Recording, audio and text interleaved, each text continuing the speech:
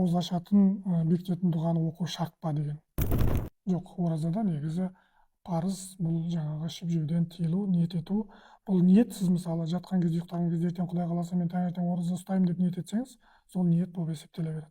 Келесі күнгі, мысалы Рамазан айына ниет ететін болсаңыз, келесі күні сол ниетіңіз жалғаса береді. Сондықтан да бұл дұғаларды, нелерді оқу бұл сүннет амал, яғни мұстахаб амалға жатады. Сондықтан да біз оны ауызашардың дұғаны тілеген, тілек қой, дұға деген тілек, алладан тілек тілеп жатамыз. Әйтпесе оразаның дұрыс, мысалы оразаның дұғасын жасамай ауыз ашып қойсаңыз ораза болмай қалады деген сөз жоқ. Немесе ауыз бекітетін дұғаны оқымай ауыз бекітіп қойсаңыз аузыңыз бекімей қалады деген нәрсе жоқ. Бұл қосымша жаңағы құлшылық есебінде жасалатын дұға. Сондықтан да негізгі ораза бұл таңертеңнен кешке дейін ниет етіп ораза ұстау. Яғни ниет кейде ауызша сөзбен айтылып жатады, кейде ол айтылмауы да мүмкін. Ауызбен айту мұстахаб, яғни ізгі амал болып есептеледі.